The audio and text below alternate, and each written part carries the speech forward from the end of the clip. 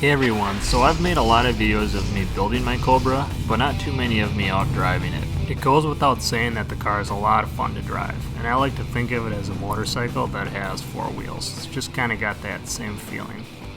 One of my favorite things to do though is take it through the drive-thru on Saturday morning. 65. Now a while back I made another video which compared the performance of a Cobra to a number of other supercars, and I thought it was about time I did my own evaluation. Before we do that though, I want to tell you a little bit more about the engine I built for the car. For starters, there is nothing special about this motor. It's a small block Ford Windsor that came out of a 2001 Ford Explorer. It's a 2-bolt main block, which means it's good for maybe 500 horsepower. It's got a stock rotating assembly. That means stock pistons, stock crankshaft, stock oil pump. Basically everything down low is stock. If we keep it simple, there are two things which give this motor its kick, and the first of which is a camshaft. I used a trick flow camshaft, and the difference between this cam and say an OEM cam is this one leaves the valves open longer so we can pump more gas through the engine. More gas equals more power. So the second important thing is a good set of cylinder heads, and that's why I chose a Ford Explorer motor, because those shipped from the factory with a really good set of heads.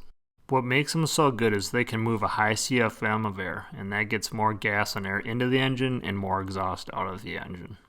The supporting cast of parts is a high flow exhaust intake and a 600 CFM carb, and at the end of the day I'd say this motor is good for right around 300 horsepower. What's more noteworthy is the broad torque curve that this motor puts out. From 2000 RPM all the way up to 6, this thing is making well over 300 foot-pounds all through the power band.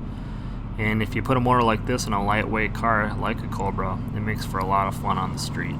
Speaking of which, what's more fun on the street than going 0 to 60? So the gauges I put in this car have GPS functionality, which can calculate an estimated 0 to 60 time based on your location.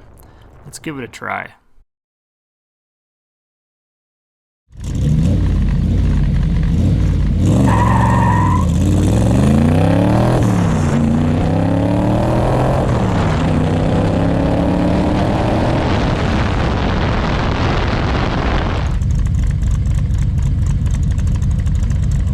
Okay, I made two mistakes on that first attempt. The first was wheel spin. So, I'm running radials, I'm out on the street, traction isn't good. So being light on the gas out of the hole is pretty critical to a good time. And the second is I didn't rev the motor enough. So if you watch close, you'll see I had to shift into third before I hit 60. And that's costing me some time. So for my next attempt, I'm going to try and address both those issues.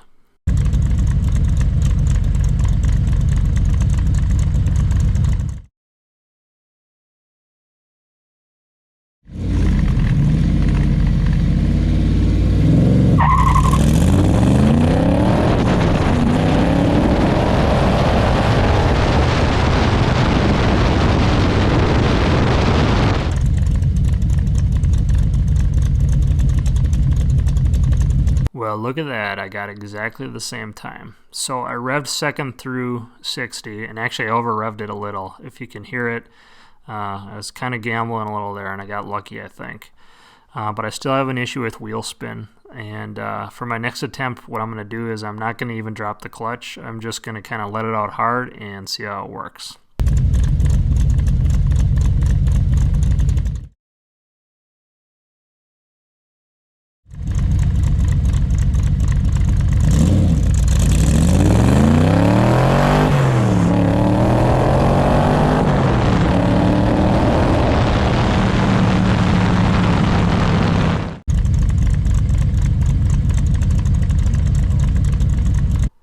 Alright, third attempt, had traction. I revved it through second, and wow, 4 seconds, 0 to 60. Really happy with that number. So that was the fourth time I've used that feature on this car, and obviously I'm not a professional driver either. Now, if you had a professional driver and you had some tires and you could make this thing hook, yeah, 3.5 seconds, 0 to 60, I think is within striking distance. And again, that's incredible for a car that's this old, or based on technology that is, 40, 50 years old, with no driver assist and with the motor making roughly 300 horsepower.